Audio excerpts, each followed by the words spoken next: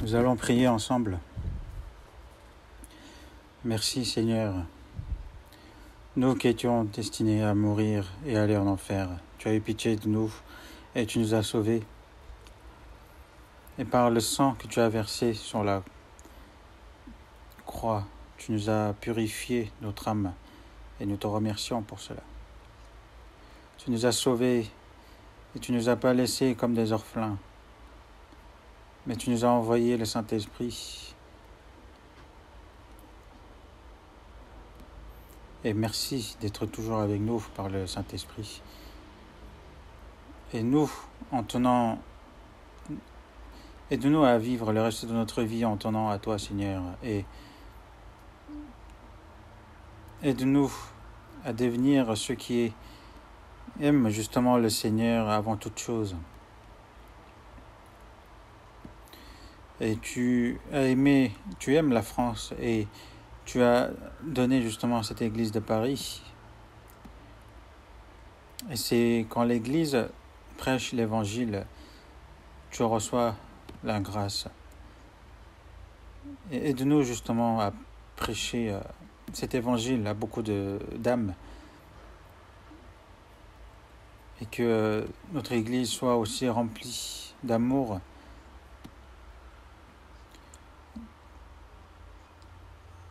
Et nous te demandons justement de protéger notre église et de la garder pour que ça puisse devenir un endroit où est rempli l'amour et que chacun veille sur l'autre. Aide-nous aussi à connaître notre cœur et de nous consoler afin que quand nous écoutons ta parole, que nous puissions aussi à prêcher cette bonne nouvelle à nos familles, à nos proches, que nous puissions leur annoncer justement avec courage. Et actuellement, à cause du coronavirus, nous ne pouvons nous réunir librement. Mais accorde-nous plus d'amour envers nos frères et sœurs.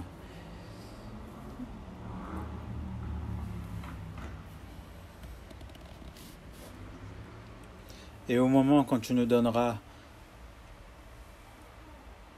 une nouvelle chance d'annoncer cet évangile, aide-nous pour que nous puissions la prêcher avec courage.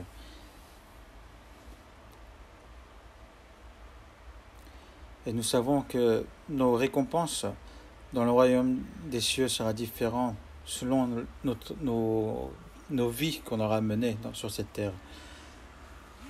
Mais aide-nous pour que tout le monde puisse être complimenté par toi, Seigneur, qu'on a été de bons serviteurs.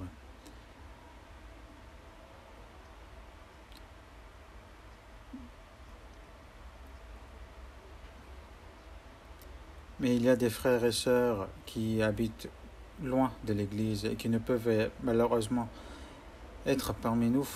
Mais nous te demandons de les consoler, leur cœur, et qu'ils puissent continuer à participer, même en ligne, à être dans la communion. Et aussi d'accorder la grâce là où ils sont pour qu'ils puissent bâtir ton Église. Et aussi de leur accorder par la même grâce que nous.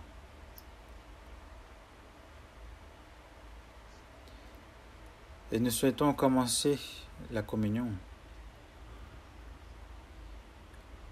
Aide-nous à vivre selon la parole que nous allons écouter.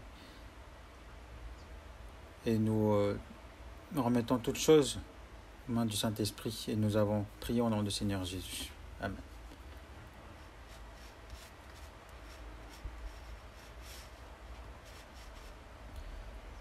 Aujourd'hui, nous allons voir le livre de Josué, chapitre 1. Chapitre 1, versets 1 à 2. Josué, chapitre 1, versets 1 à 2. Si vous avez trouvé, merci de marquer à cette page. Josué chapitre 1, versets 1 à 2. On va le lire ensemble. Après la mort de Moïse, serviteur de l'Éternel, l'Éternel dit à Josué, fils de Nun, serviteur de Moïse, Moïse, mon serviteur, est mort. Maintenant, lève-toi, passe ce Jourdain, toi et tout ce peuple, pour entrer dans le pays que je donne aux enfants d'Israël.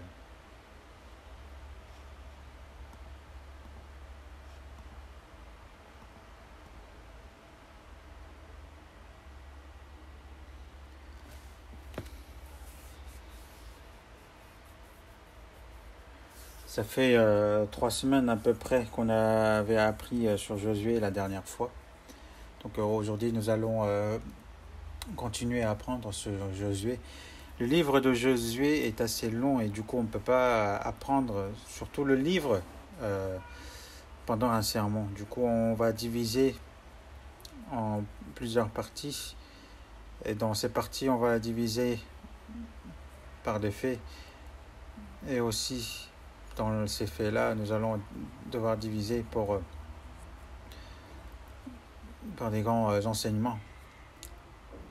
Et on peut diviser par exemple le livre de Josué en 2 parties. La première partie, c'est du chapitre 1 jusqu'au chapitre 12. Donc c'est la conquête de Josué et d'Israël de la terre de Canaan. Et la deuxième partie, c'est du chapitre 13 à chapitre 22. C'est la répartition des héritages du peuple d'Israël. Et du chapitre 23 à 24, on voit la mort de Josué, et Josué qui prêche le dernier sermon avant sa mort. Donc on peut diviser en 2 grandes parties ce livre de Josué.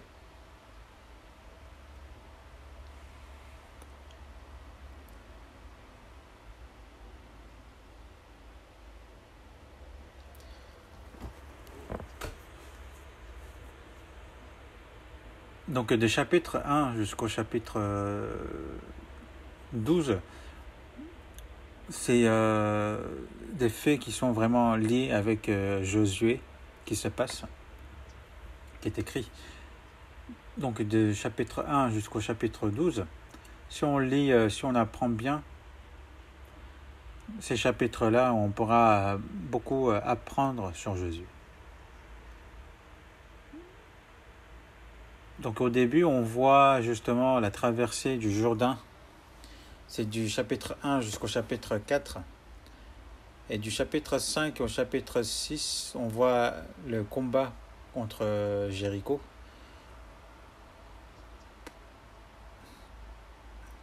Du chapitre 7 au 8, on voit la bataille du Haï. Et du chapitre 9 à 10, on voit le traité qu'ils font avec les peuples du Gabaon.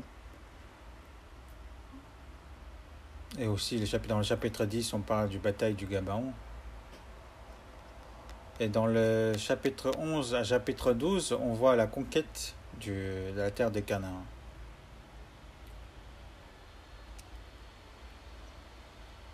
Tous ces faits qui sont en lien avec Josué, donc la traversée du Jourdain, la bataille de Jéricho et de Haï, le traité de paix avec le peuple Gabaon et la bataille, et la fin, la mort sur la mort et sur le dernier sermon prêché par Josué. Donc ces points-là, on va essayer, si le temps nous permet, d'apprendre plus en détail. Mais d'abord, il y a la traversée du Jourdain.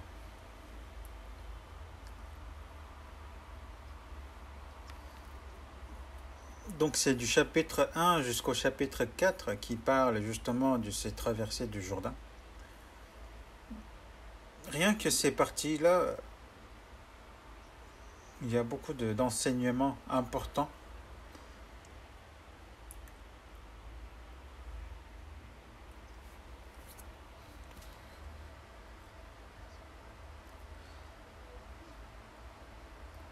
Du coup, le temps qui nous est permis est trop court justement pour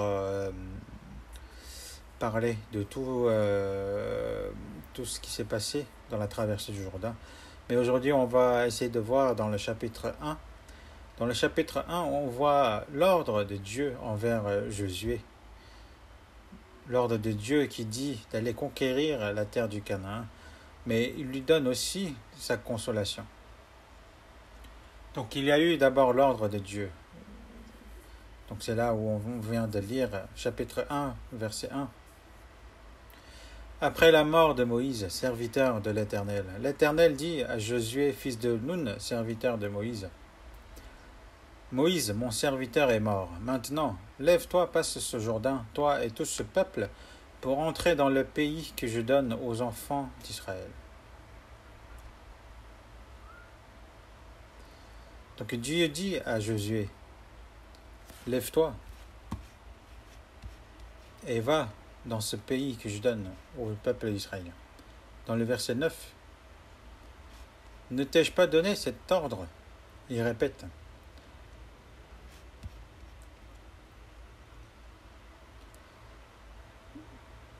Donc après la mort de Moïse, Dieu a ordonné à Josué, dans le verset 2, lève-toi, passe ce Jourdain, toi et tout ce peuple, pour entrer dans le pays que je donne aux enfants d'Israël.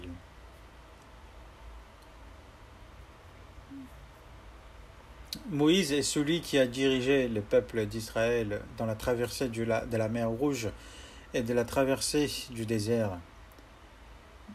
Il est justement l'image du Christ qui sauve.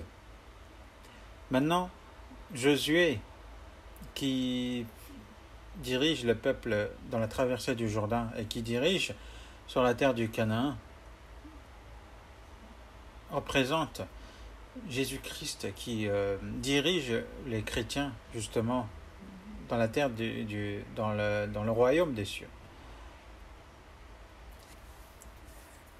Et la guerre du Canaan signifie justement, en fait c'était une bataille pour obtenir l'héritage d'Israël. Donc c'était obtenir leur héritage qu'ils ont combattu justement pour obtenir la terre des Canaan. Cela, c'est l'image, signifie les chrétiens sauvés qui vont faire face à une grande bataille dans ce monde pour obtenir l'héritage qui leur est réservé dans le royaume des cieux. Dans le verset 2,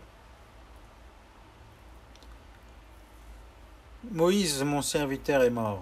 Maintenant, lève-toi, passe ce Jourdain, toi et tout ce peuple, pour entrer dans le pays que je donne aux enfants d'Israël.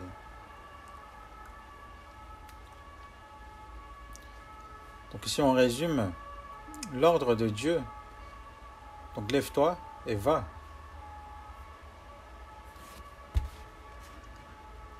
Pour obtenir justement l'héritage dans la terre de Canaan, Israël devait combattre, il devait gagner et il devait l'obtenir. On va voir dans Matthieu chapitre 11, verset 12.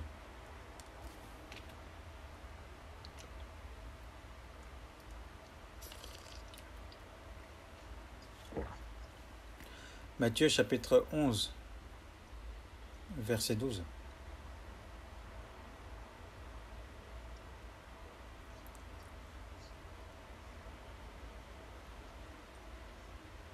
Je vais vous lire. Depuis le temps de Jean-Baptiste jusqu'à présent, le royaume des cieux est forcé, et ce sont les violents qui s'en emparent.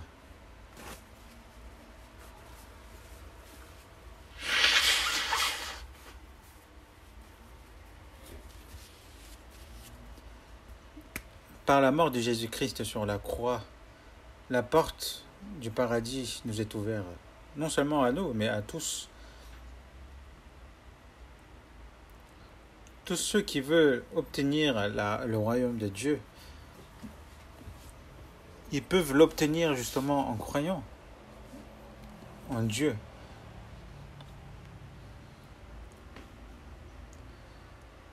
Il faut savoir aussi l'héritage qui nous est réservé dans le royaume des cieux. C'est sur cette terre-là qu'il faut les obtenir. On va voir dans Apocalypse chapitre 2, verset 10.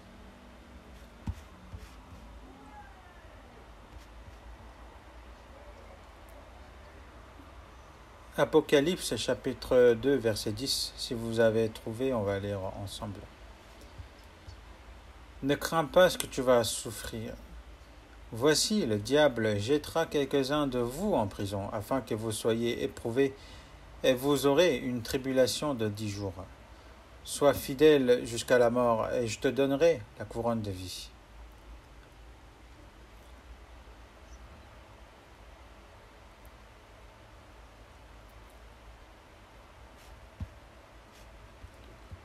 Josué, pour obtenir l'héritage de la terre du Canaan, il a obéi jusqu'à la mort.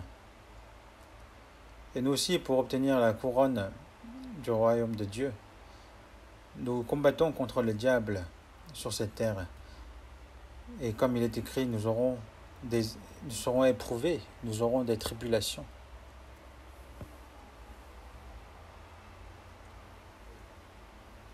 Et ce qu'il faut savoir,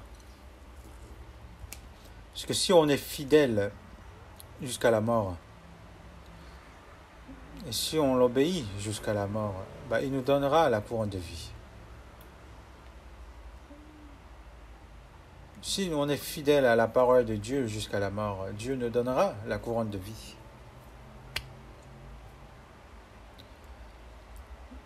Le paradis, le royaume de Dieu qui nous sera réservé. Et pour cela, Dieu nous demande de participer à la bataille. Et cet ordre est très sévère et sérieux. Mais il faut savoir que Dieu est aussi un Dieu de grâce. Il ne nous demande pas de nous aller combattre tout seul. D'abord, il nous dit qu'il combattra avec nous. Et deuxièmement, il nous dit qu'il nous fera gagner cette bataille. Et il nous a donné aussi des compagnons de guerre avec qui nous allons combattre du même côté. Et Dieu est celui qui nous console. Quelle que soit la situation, Dieu est Dieu de consolation. Il nous montre d'abord le résultat et nous le promet. Retournons à Josué chapitre 1. Josué chapitre 1, versets 3 et 4. Versets 3 et 4, je vais vous lire. Tout lieu que foulera la plante de votre pied, je vous le donne. Comme je l'ai dit à Moïse, vous aurez pour territoire depuis le désert et le Liban jusqu'au grand fleuve, le fleuve de l'Euphrate, tout le pays des Hétiens et jusqu'à la grande mer vers le soleil couchant.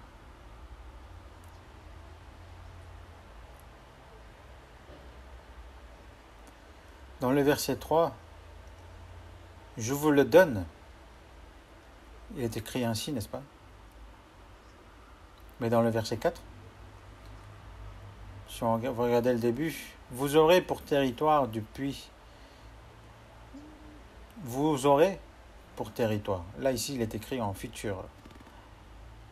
Et donc, il parle du territoire qu'ils n'ont pas encore obtenu. Donc, c'est pour cela qu'il est écrit en expression future. Mais dans le verset 3, il est écrit « Je vous le donne ».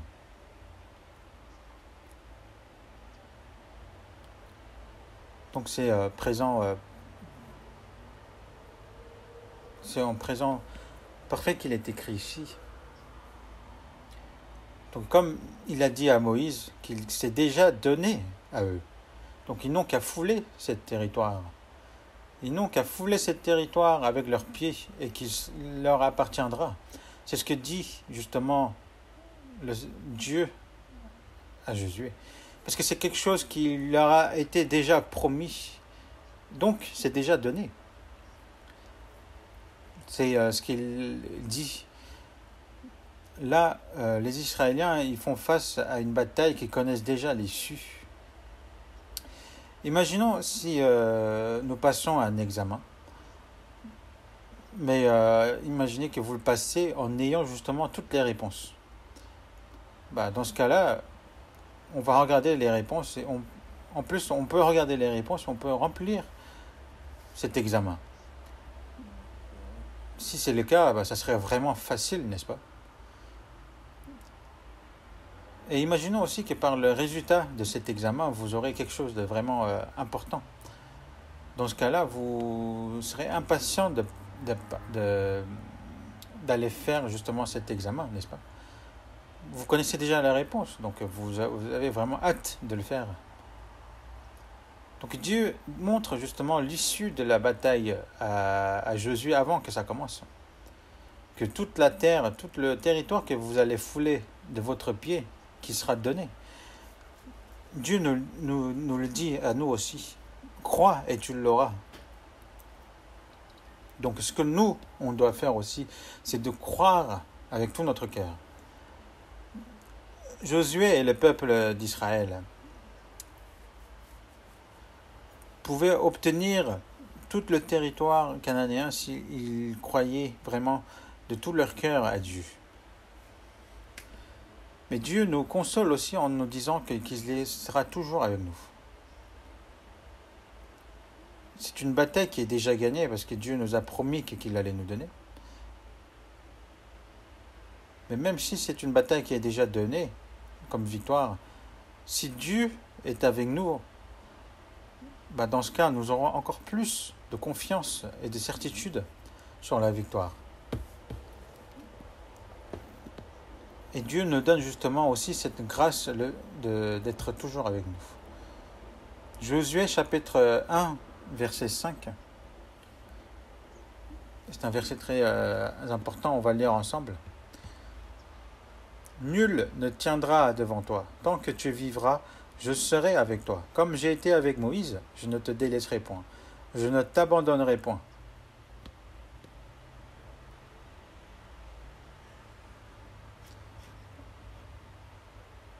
Avant toute chose, le fait que Dieu sera avec nous, c'est une grande consolation.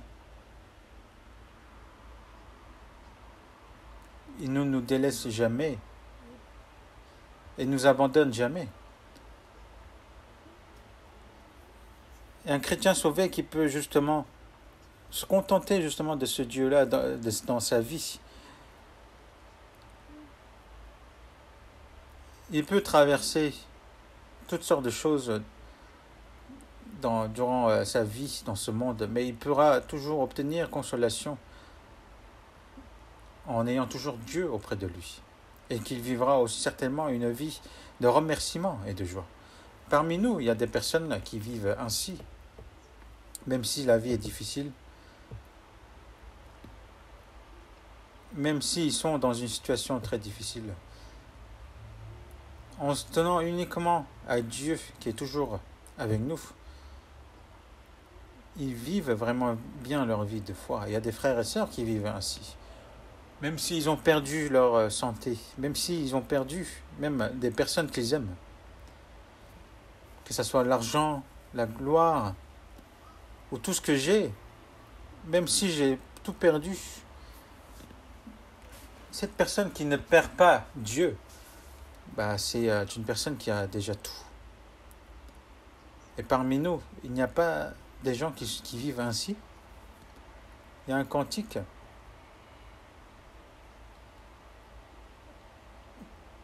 Tout le chemin que j'emprunte, même si c'est calme, même si c'est calme comme une fleuve,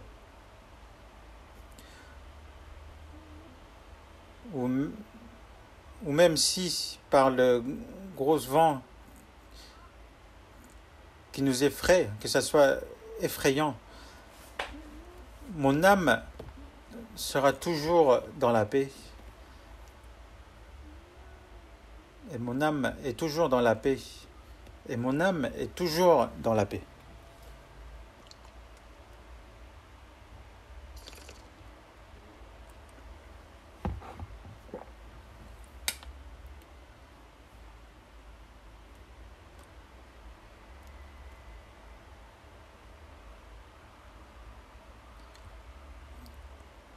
Tout le chemin que j'emprunte de ma vie, même si c'est calme, ou même si c'est effrayant par de gros vents. Il faut savoir que mon âme est toujours en paix. Mon âme est toujours en paix. Ce cantique a été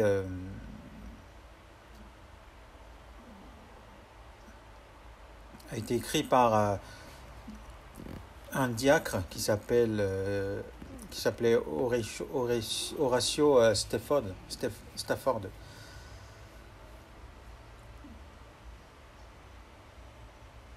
Donc il est né en 1828 et il est mort en 1888.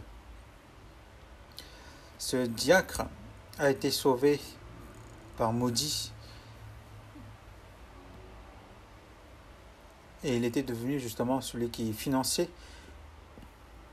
le groupe d'évangélisation de Moody. Il était un avocat en fait qui était riche. En fait, il avait beaucoup investi pour construire sa maison de campagne dans le Michigan. Mais en 1871, il y a eu une grande incendie à Chicago. Beaucoup avaient perdu leur domicile et beaucoup avaient tout perdu. Et ce diacre de Stafford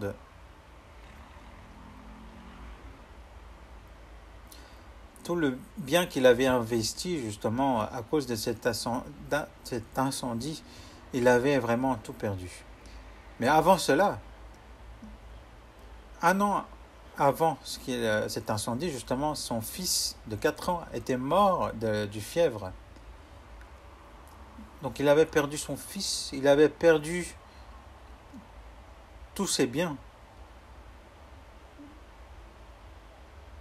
Donc celui qui a tout perdu, pour obtenir une grande consolation, justement, il avait prévu de voyager en Europe avec sa femme et ses 4 autres enfants. Parce qu'à ce moment-là, il y avait Moody qui prêchait l'évangile dans la région d'Europe.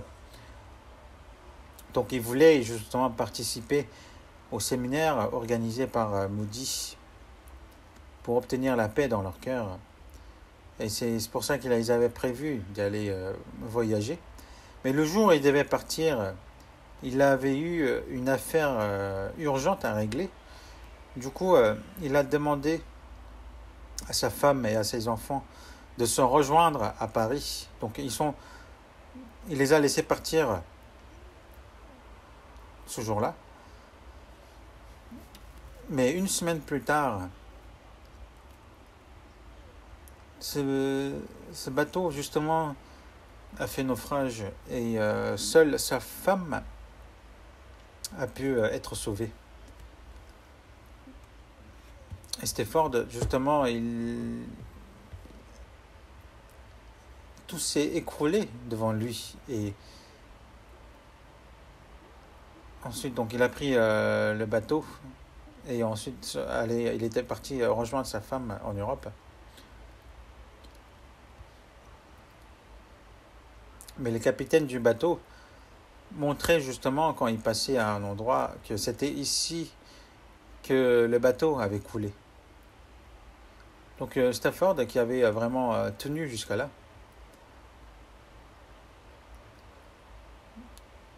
il avait pensé dans sa tête à quel point cette eau était froide justement à ses enfants qui étaient si petits, si jeunes.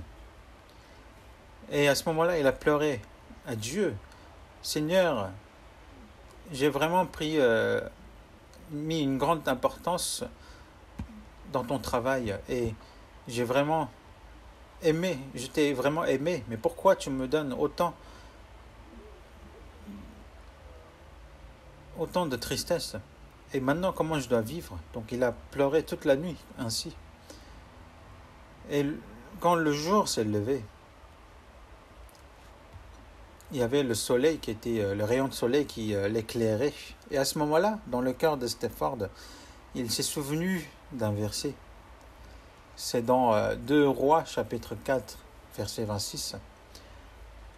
Maintenant, court donc à sa rencontre et dis-lui, te portes-tu bien? Ton mari et ton enfant se portaient-ils bien? Et répondit, bien. C'était cette partie-là. Stafford avait justement ce mot paix dans sa tête qui n'arrêtait pas de tourner. Donc il réfléchissait justement à cette paix que Dieu lui avait donnée. Il a commencé à répéter ce mot continuellement dans sa tête. Ensuite, il a pris son stylo et a écrit. Et justement, ce poème qu'il avait écrit à ce moment-là était justement ce cantique.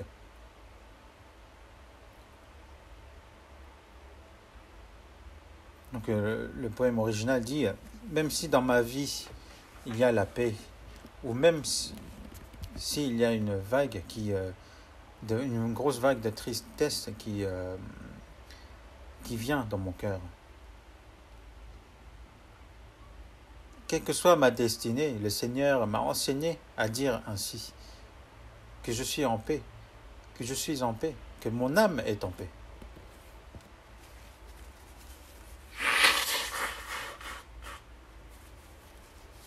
Est-ce qu'il y aurait dans ce monde une personne qui pourrait comprendre toutes les épreuves qu'a traversé Job? Est-ce qu'il y aurait une personne qui pourrait dire que tout ce qu'a traversé Stafford est de la paix? Moi qui suis troublé à moindre épreuve et qui me plains à moindre des choses, j'ai honte de mon aspect, mais je reçois quand même la consolation par le fait que Dieu reste toujours avec moi jusqu'à la fin. Dans Josué chapitre 1 verset 2, donc si on résume, Dieu ordonne à Josué de se lever et d'y aller. Et il nous donne aussi le même commandement, le même ordre dans Matthieu chapitre 28.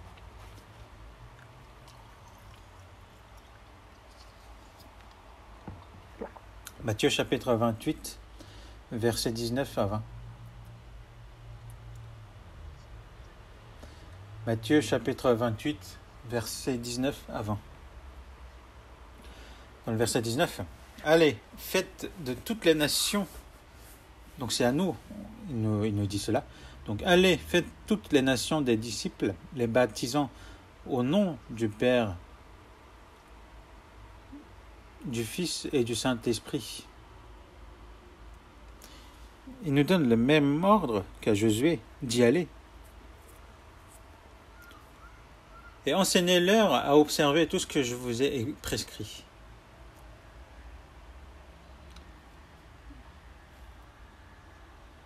Donc, le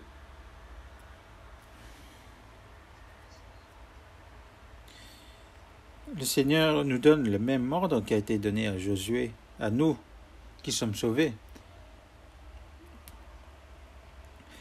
Mais aussi la consolation qui a été donnée à Josué, comme quoi Dieu serait toujours avec lui.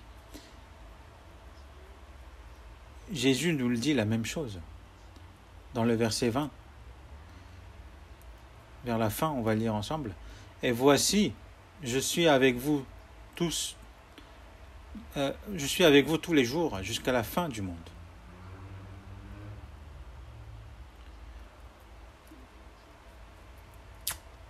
Dieu nous console qu'il sera toujours avec nous jusqu'à la fin des jours. Et voici, je suis avec vous tous les jours jusqu'à la fin du monde.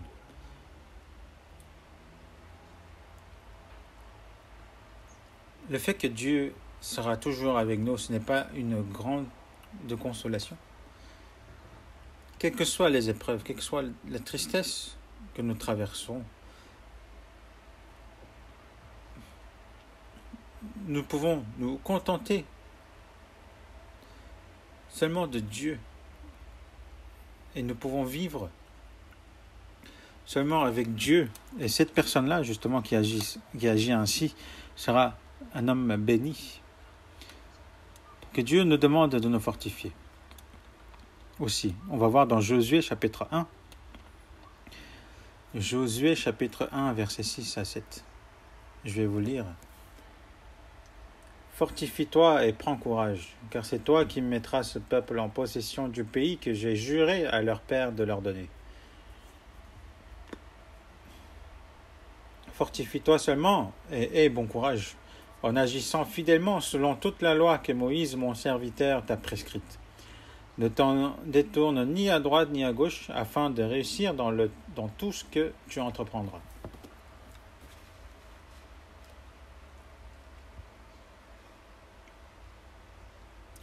Non seulement Dieu a promis qu'il sera avec lui, mais il a fortifié aussi son cœur. Il lui a dit, fortifie-toi, prends courage. Fortifie-toi seulement et aie bon courage.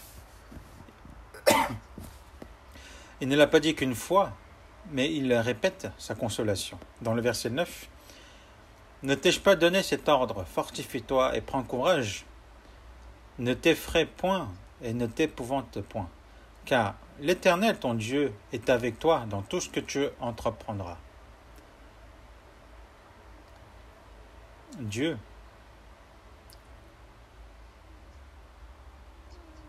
nous donne la force pour que nous puissions fortifier. Et il est toujours aussi avec nous. Il faut savoir que la bataille est déjà gagnée. Et en plus, Dieu sera avec nous, donc il n'y a rien qui peut nous poser problème. Mais c'est quoi le problème? C'est notre cœur. L'ennemi qu'on voit avec nos yeux a l'air tellement puissant que nous risquons justement de reculer. C'est pour ça Dieu dit à Josué de te fortifier, de prendre courage. Il lui dit cela et il le console aussi. Quelle est la raison pour laquelle les chrétiens tombent? C'est parce qu'ils n'arrivent pas à garder leur cœur. C'est pour ça qu'ils tombent. On va voir dans Proverbes chapitre 4. Proverbes chapitre 4, verset 20. Proverbes chapitre 4, verset 20. Si vous avez trouvé, je vais vous lire. Du verset 20 au 27. Mon fils, sois attentif à mes paroles. Prête l'oreille à mes discours. Qu'ils ne s'éloignent pas de tes yeux. Garde-les dans le fond de ton cœur. Car c'est la vie pour ceux qui les trouvent. C'est la santé pour tout leur corps. Le verset 23, on va le lire ensemble. Garde ton cœur plus que toute autre chose, car de lui viennent les sources de la vie. Écarte de ta bouche la fausseté, éloigne de tes lèvres les détours. Que tes yeux regardent en face et que tes paupières se dirigent devant toi. Considère le chemin par où tu passes et que toutes tes voies soient bien réglées. N'incline ni à droite ni à gauche et détourne ton pied du mal.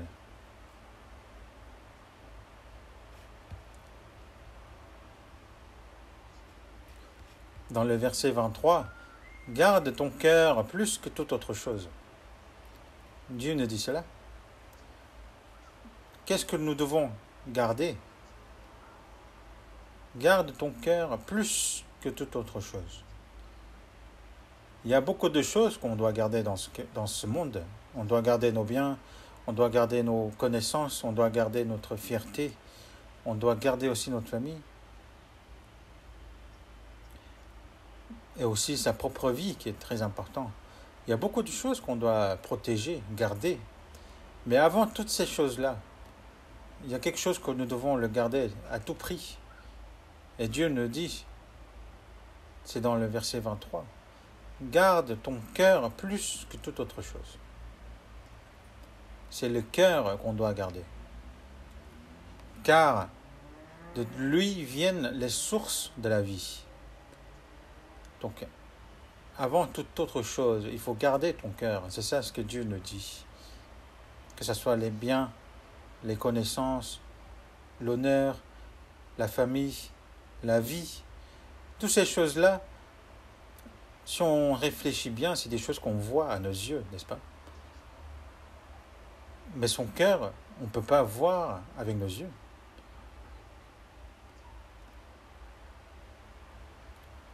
Donc que ce soit les biens, la famille ou l'honneur, ou toutes ces choses-là qu'on voit à nos yeux.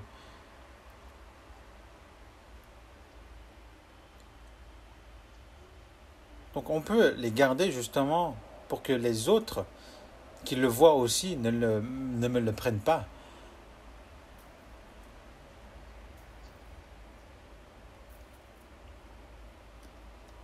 Mais ce sont des choses qu'on peut vraiment les garder si on fait pas mal d'efforts.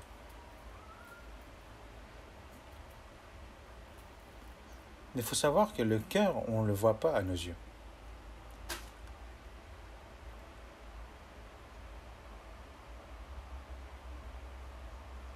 Donc l'ennemi ne peut pas prendre mon cœur, n'est-ce pas? Il peut par exemple me menacer de mort, mais c'est pas parce qu'il va prendre ma vie qu'il ne prendra pas mon cœur. Donc c'est pour ça qu'on doit garder notre cœur, mais notre cœur, on ne le garde pas contre l'attaque de l'ennemi. Mais de qui on doit garder notre cœur? Notre cœur, on doit la garder de soi-même. Quel serait le cœur que je dois garder de moi-même? Il y aurait plusieurs choses. Mais dans ce qui est dit dans le chapitre 4, dans le verset 22, c'est la vie pour ceux qui les trouvent.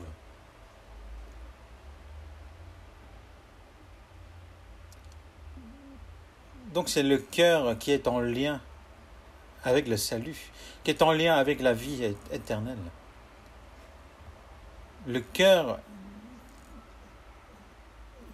de Jésus-Christ qui est la source de la vie.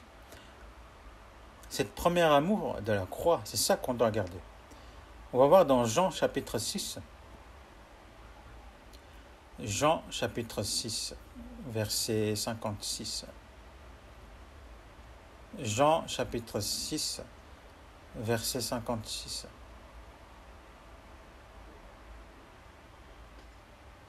Si vous avez trouvé, on va lire ensemble. Celui qui mange ma chair et qui boit mon sang demeure en moi, et je demeure en lui.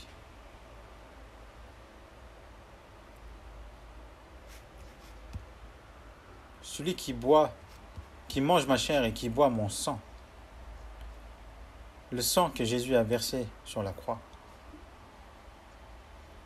et la chair qui a été déchirée en étant frappée de verges. De manger ma chair et de boire son sang, justement, c'est de le croire et de l'accepter. C'est de le croire, de l'accepter dans son cœur. Que Jésus entre en moi et que moi aussi, je demeure en lui.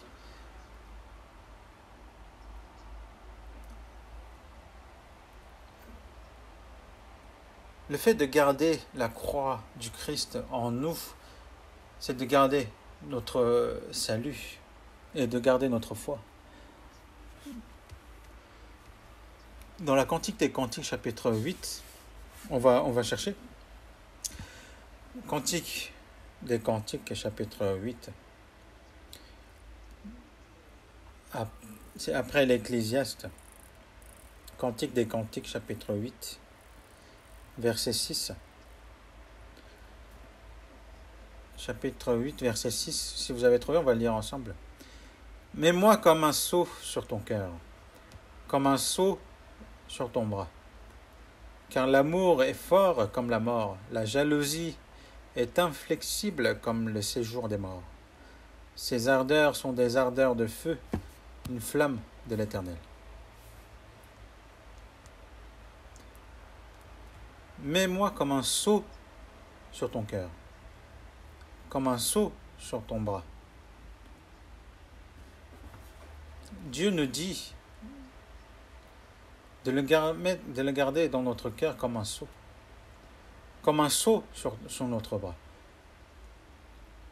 Il nous dit la raison derrière, car l'amour est fort comme la mort. La jalousie est inflexible comme le séjour des morts. Ses ardeurs sont des ardeurs de feu, une flamme de l'Éternel. Dieu est le Dieu d'amour, n'est-ce pas?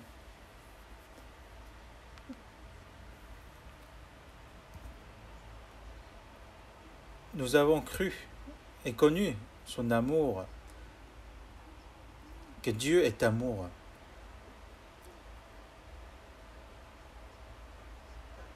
Car l'amour est fort comme la mort. Il suffit de regarder la croix. Il nous a tellement aimés qu'il est mort sur la croix. Il nous a aimés jusqu'à là. Sans rien en retour de notre part. Il nous a pardonné tous nos péchés. Et maintenant, tout le monde en fait, s'il croit en Jésus-Christ, la porte du royaume des dieux, du royaume des cieux est ouverte. Il suffit de l'accepter dans son cœur. Et ainsi, c'est de garder justement cette vie, cette source de vie dans le cœur. Mais il faut savoir que Dieu est aussi un Dieu de jalousie. Parce qu'il nous a donné sa vie. Parce qu'il nous a sauvés au prix de sa vie. Si nous l'ignorons, Jésus-Christ, si nous le refusons de recevoir dans notre cœur, Dieu sera un Dieu de jalousie. En fait, refuser Jésus-Christ, ça signifie que cette personne a choisi le diable. Dieu nous a pardonné, nous qui suivions justement en étant corrompus au diable, mais il nous a aimés, il nous a sauvés de là. Mais si nous continuons justement à suivre le diable malgré cela, c'est comme si nous entrons dans une flamme de l'Éternel, dans ses ardeurs, qui est des ardeurs de feu.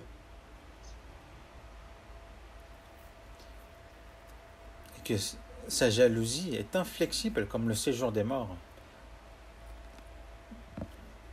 Parfois, il y a des personnes qui disent que je ne connais pas mon cœur. Je ne connais pas mon cœur.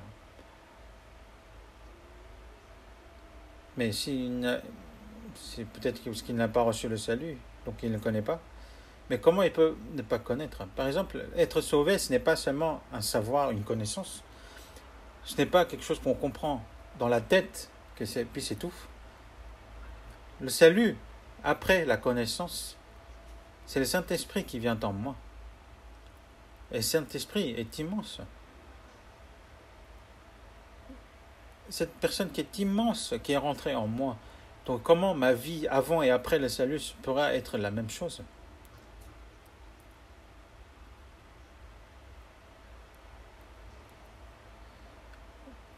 Par le salut et par la parole, justement, Dieu nous ouvre notre cœur. Et ainsi, nous le recevons, justement, le Seigneur dans notre cœur. Et ces choses-là se passent simultanément. Du coup, en fait, le Seigneur ne pourra pas nous sauver de force. Par exemple, si moi, je n'ai pas envie d'être sauvé, Dieu m'a sauvé par sa propre force, malgré moi. Ça ne peut pas exister. Si Dieu n'a pas ouvert la porte, ce n'est pas parce que je demande que la porte soit ouverte que moi j'ai reçu en disant que moi j'ai reçu le Seigneur, qu'on reçoit aussi le salut. Parce qu'il y a un moment où on écoute justement l'évangile, et c'est à ce moment-là le Saint-Esprit nous frappe à la porte. Et c'est à ce moment-là, c'est moi, je choisis que le Seigneur rentre en moi. C'est le fait qu'il frappe à la porte et le fait que je l'ouvre, c'est quelque chose qui se passe simultanément. Et c'est quelque chose qui doit passer simultanément. Somme chapitre 24.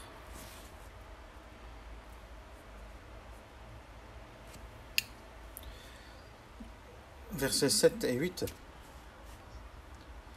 Psaume chapitre 24, versets 7 et 8. On va lire ensemble.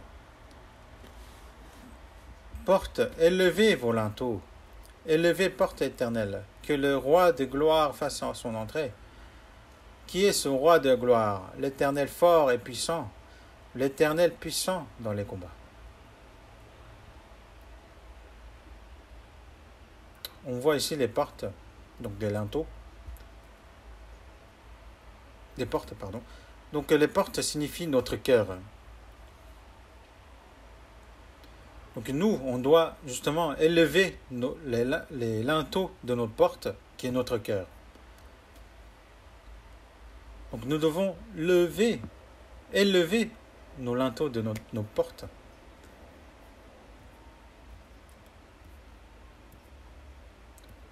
Donc nous devons choisir le Seigneur de nous-mêmes. Mais aussi cette porte doit être ouverte. Dans le verset 7, porte, élevez vos linteaux. Élevez-vous, porte éternelle. Élevez-vous. Donc c'est manuel. C'est-à-dire notre porte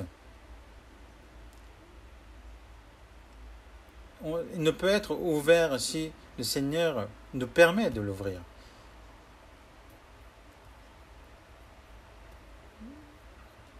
Le salut, c'est qu'on reçoit le Seigneur, mais en même temps qu'on doit le recevoir.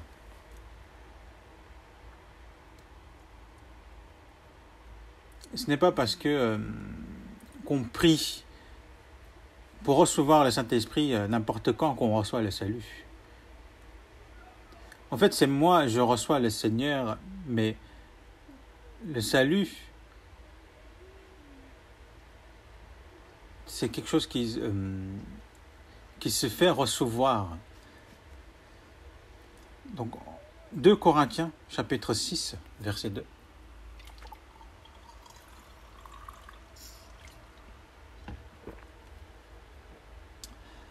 « 2 Corinthiens, chapitre 6, verset 2, on va le lire ensemble. Car il dit, au temps favorable, je t'ai exaucé au jour du salut, je t'ai secouru, voici maintenant le temps favorable, voici maintenant le jour du salut. »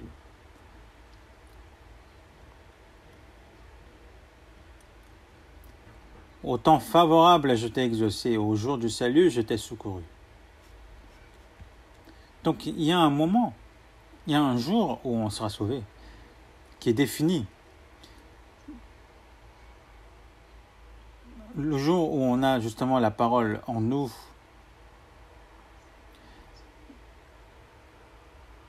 et autour de nous, quand il y a des gens qui ont justement aussi cet évangile, c'est là où il y a le moment où on peut recevoir.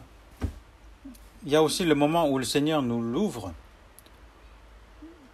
Durant notre vie, il y a un moment où le Seigneur justement frappe à nos portes.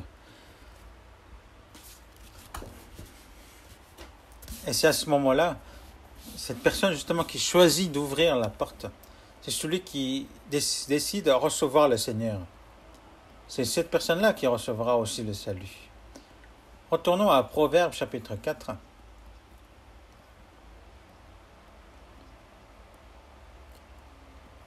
Proverbes chapitre 4, verset 23.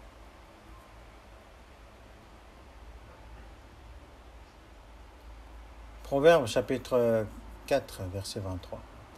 Garde ton cœur plus que toute autre chose, car de lui viennent les sources de la vie.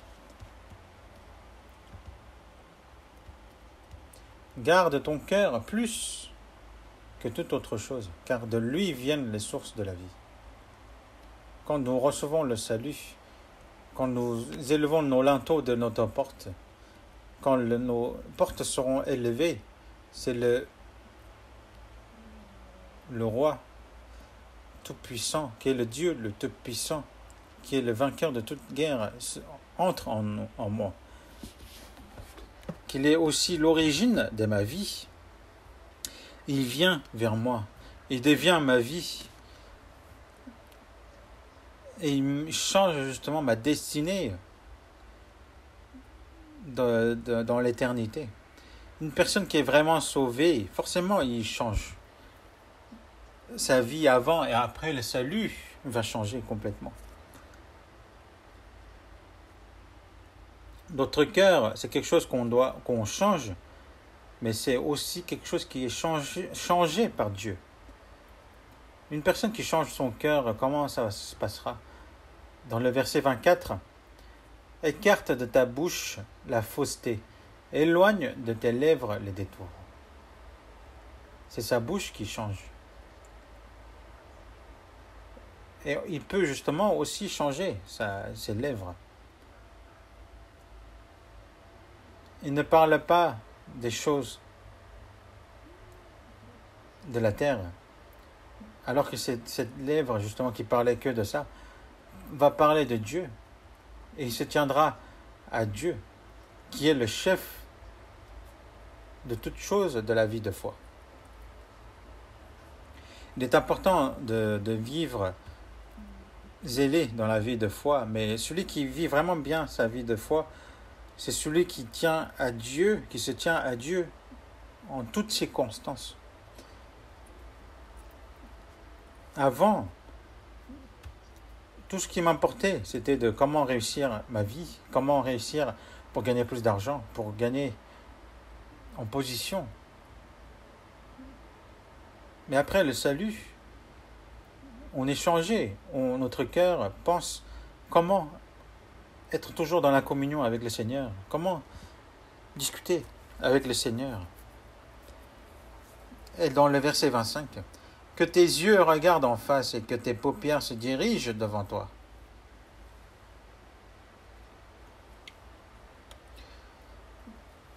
Que nos yeux, justement, changent de direction.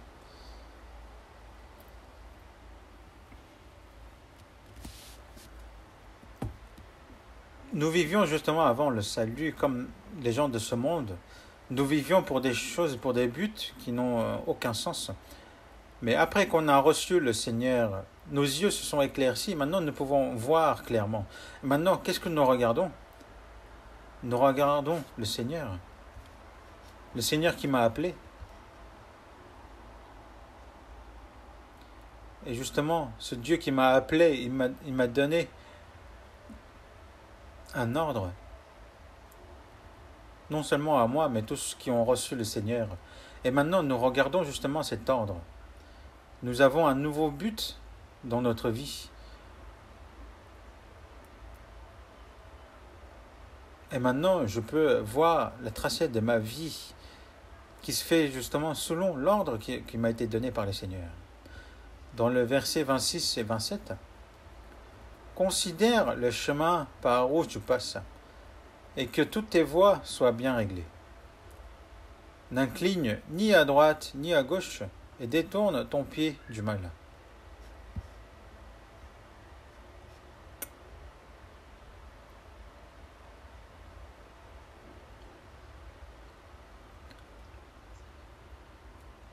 Une personne qui a changé son cœur, ses pieds changent, c'est-à-dire sa direction change. Une personne qui est sauvée, son but de la vie ne retournera pas vers le monde. Il se dirigera et ses pieds changera justement en suivant la direction qui a été donnée par Dieu, en suivant justement cet ordre, cette mission que Dieu nous a donnée.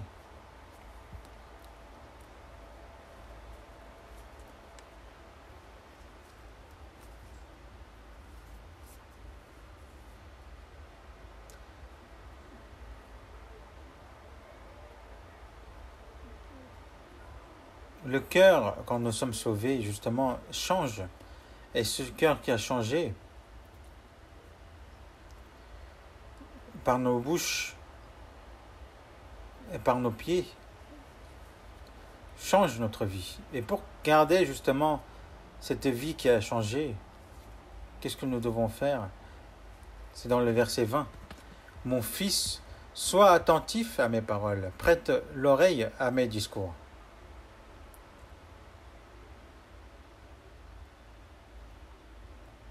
Pour garder notre cœur qui a changé, il faut qu'on soit attentif aux paroles de Dieu.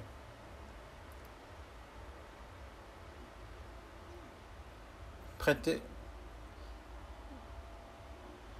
l'oreille et aussi être attentif, c'est quelque chose de différent, mais ça doit faire ensemble. Par exemple, le sermon de mercredi et dimanche, on doit tout continuellement écouter, n'est-ce pas? Mais il faut faire attention qu'on peut écouter, mais ça peut sortir par l'autre. Il faut prêter l'oreille, mais aussi être attentif. Si on écoute d'un oreille, si on le ressort par l'autre, on va échouer forcément dans notre vie de foi. Et Jésus, en descendant justement vers Emmaüs, il y avait 2 disciples qui l'accompagnaient.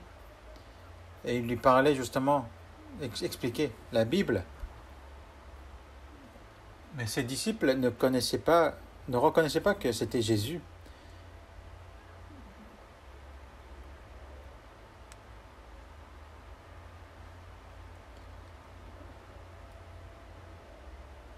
Ils étaient arrivés à leur destination, mais Jésus voulait continuer.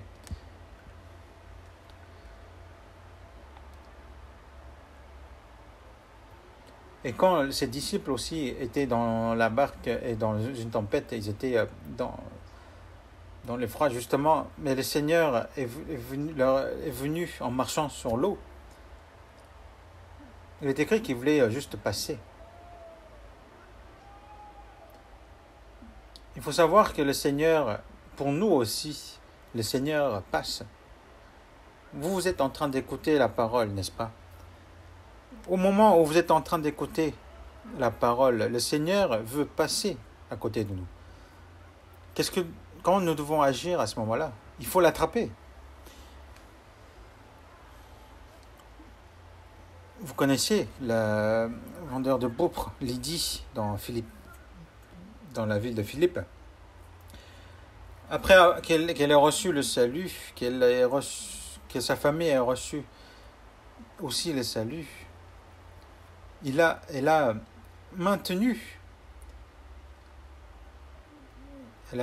l'apôtre Paul de demeurer chez elle pour qu'il prêche l'évangile chez elle.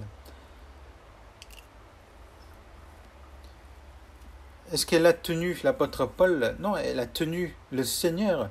Elle a tenu le Seigneur qui était avec l'apôtre Paul. Il y a eu justement la bénédiction du salut. Elle est aussi devenue le pilier. Elle et sa famille est devenue le pilier de l'église philippienne. Non seulement cela, mais elle a aussi reçu la bénédiction de la chair.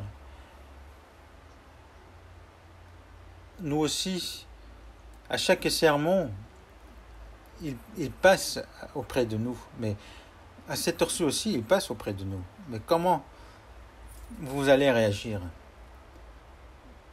Essayez d'attraper la parole qui passe auprès de vous. Verset 21. Qu'il ne s'éloigne pas de tes yeux, garde-les dans le fond de ton cœur. Donc nous l'attrapons avec nos oreilles. Nous le lisons avec nos yeux, n'est-ce pas? Il faut l'attraper aussi avec nos yeux. Il faut attraper la parole. Que nos yeux et nos oreilles aient le chemin justement par où le Seigneur passe. Et ce chemin-là est relié directement aussi avec notre cœur. C'est pour cela que nous continuons à lire, à écouter chaque jour. Et ces paroles-là qui passent en nous, justement, on doit l'appliquer dans notre vie. Beaucoup me disent que c'est difficile de vivre selon la parole. Mais si la parole vient en moi, ça devient une puissance qui me sauve, n'est-ce pas? Et moi qui suis sauvé, justement, cette parole, si elle est en moi, elle me dirige, elle me pousse à vivre selon sa parole. Ce n'est pas par ma propre volontariat qui le fait. Non, c'est la parole qui est entrée en moi qui me permet de vivre selon sa parole. C'est Dieu qui me change, c'est Dieu qui l'accomplit en moi. Les portes doivent s'ouvrir. Et les portes, c'est moi, je dois les ouvrir. Dans le verset 22, chapitre 4, verset 22. Car c'est la vie pour ceux qui les trouvent, c'est la santé pour tout leur corps.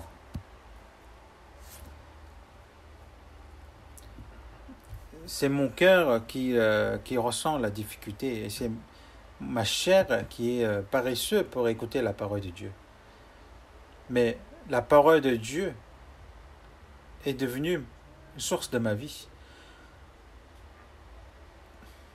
Elle fait en sorte de naître de moi des nouvelles vies.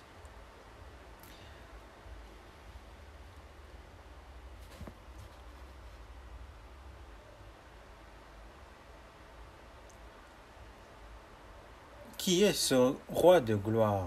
L'Éternel fort et puissant, l'Éternel puissant dans les combats, qui rentre justement à la porte.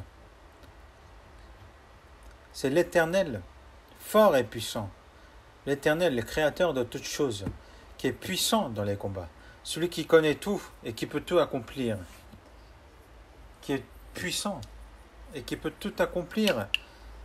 C'est lui qui rentre en nous. Et ça, c'est ça qu'il ne faut pas oublier. Parce que la parole de Dieu, c'est la parole qui me donne la vie à moi et aussi à ceux qui sont autour de moi. Et qui me permet aussi de profiter la joie, la bénédiction spirituelle et aussi la santé de la chair. Et aussi tous les biens de la chair sont donnés par cette parole. Et dans le verset 22, car c'est la vie pour ceux qui les trouvent, c'est la santé pour tout leur corps.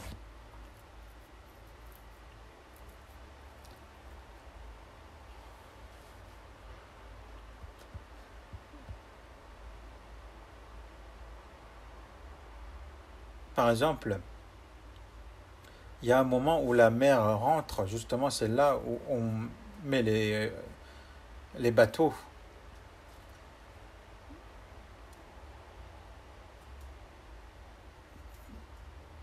Et s'il y a des grosses vagues, c'est pas le moment aussi de mettre les bateaux à la mer.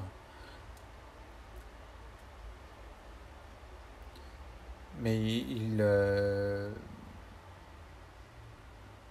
donc il y a des moments où on doit mettre la barque à la mer, mais il y a aussi des moments où on doit profiter de la vague. Donc toute chose a son temps. Est-ce que mon cœur qui est entraîné par Dieu, justement, on doit le garder? À Josué,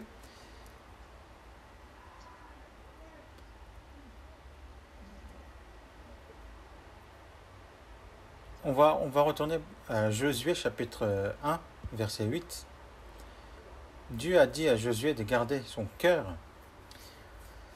Donc on va lire ensemble. Que ce livre de la loi ne s'éloigne point de ta bouche. Médite-le jour et nuit pour agir fidèlement selon tout ce qui est écrit. Car c'est alors que tu auras du succès dans tes entreprises.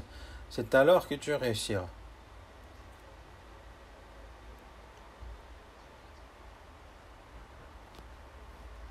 Ici, Dieu a indiqué le chemin, la solution de la victoire. Premièrement, que ce livre de la loi ne s'éloigne pas de ta bouche, d'être toujours près de la parole, de la méditer jour et nuit. Et aussi, agir fidèlement selon tout ce qui est écrit.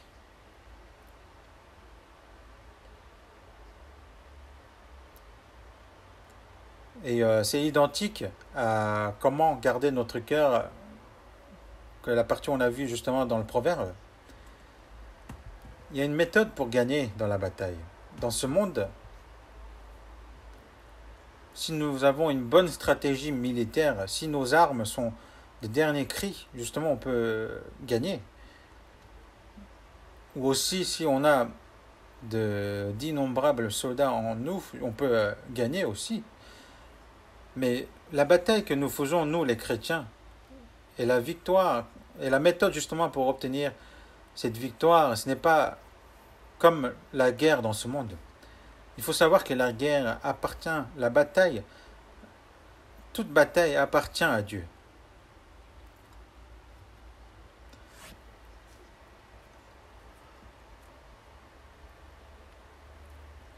Donc comment les chrétiens peuvent être fortifiés? C'est de retourner à la parole, de la méditer jour et nuit, et d'agir fidèlement selon ce qui est écrit. C'est la méthode pour gagner dans la guerre. C'est ainsi que Dieu est avec nous et nous promet que nous allons gagner. Et il le console à Josué de le fortifier, de fortifier son cœur. Et forcément, Josué devait recevoir une grande consolation à ses paroles. Mais il faut savoir que le Seigneur ne travaille pas seul. Pareil, Josué n'a pas travaillé seul. Il y a une chose que nous ne devons pas louper.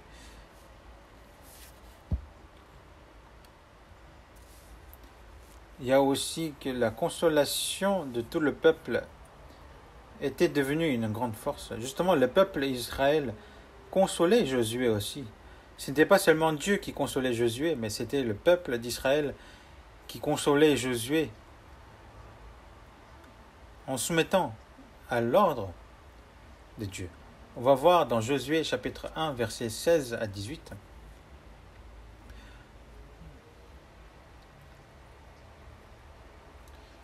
Chapitre 1, versets 16 à 18. 16, verset 16. 16 à 18. C'est nous, on doit faire.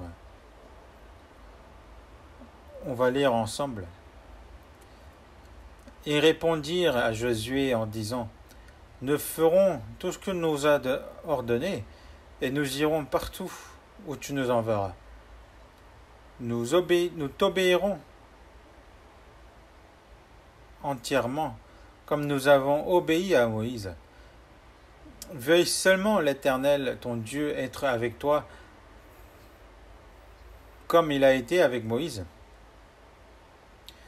Tout homme qui sera rebelle à ton ordre et qui n'obéira pas à tout ce que tu lui commanderas sera puni de mort. Fortifie-toi seulement et prends courage.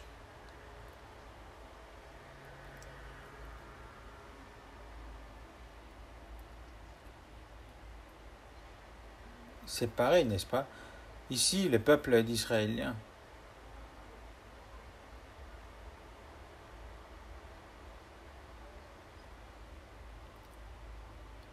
console identiquement comme Dieu a consolé Josué, que Dieu est avec toi.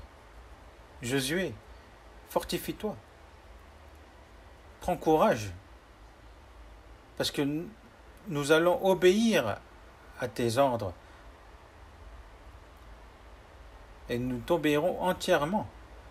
Et ça devait être une grande force justement à Josué.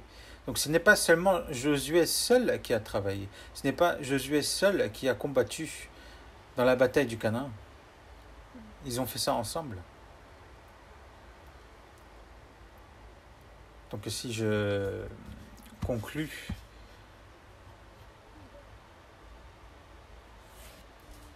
il y a l'ordre de Dieu et il y a aussi sa consolation. Mais il y a aussi la consolation entre les fidèles. C'est là dans cette église-là où sera remplie de l'amour et la consolation, sera vraiment une église qui sera bénie. L'église où le Maître est Dieu, où Dieu est avec nous, où Dieu nous donne la consolation, là où la parole est vivante, là où l'amour des saints est rempli, là où il y a les sacrifices et chacun sert les autres. N'est-ce pas la plus belle église? Que les saints essayent d'en ressembler davantage au Seigneur, qui aime son prochain et qui prêche l'évangile pour la gloire du Seigneur. Là où chacun pense à l'autre et aussi qui aime le Seigneur, et que les saints s'aiment entre eux. Nous aimerions que notre Église aussi devienne justement une Église qui agisse ainsi. Comme Josué, comme il a ordonné à Josué, comme il a été avec Josué, Dieu est avec nous. Nous allons prier ensemble. Dieu, merci. Merci de nous avoir sauvés. Merci aussi de nous avoir dirigés dans ton Église après notre salut.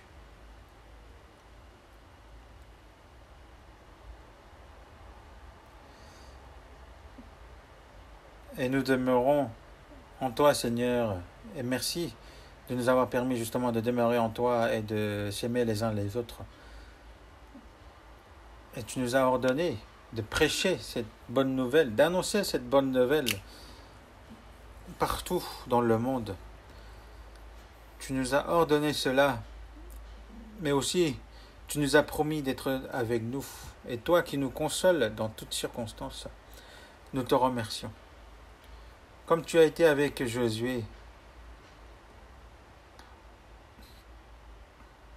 et comme ils ont partagé leur héritage sur la terre de Canaan, nous aussi dans ce monde, nous tenons à toi, Seigneur, et nous prêchons cet évangile avec courage, et nous souhaitons justement obtenir l'héritage qui nous est réservé. Comme ce peuple d'Israël a obéi à la parole de Josué, et comme ils étaient unis aussi avec Josué et a combattu Canaan, et l'Église de Paris que tu aimes, Seigneur, tous les saints de cette Église s'aiment entre eux, et de prêcher l'Évangile ensemble, aide-nous à nous unir davantage.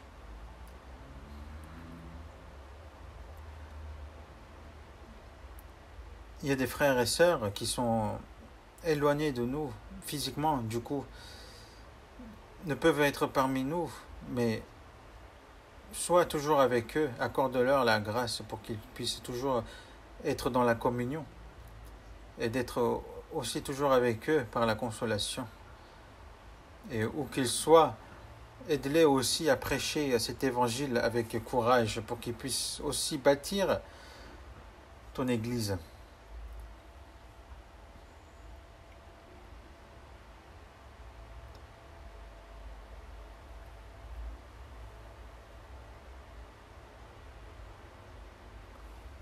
Et nous souhaitons que ton amour et ta grâce soient abondants dans notre Église et nous avons prié au nom du Seigneur Jésus.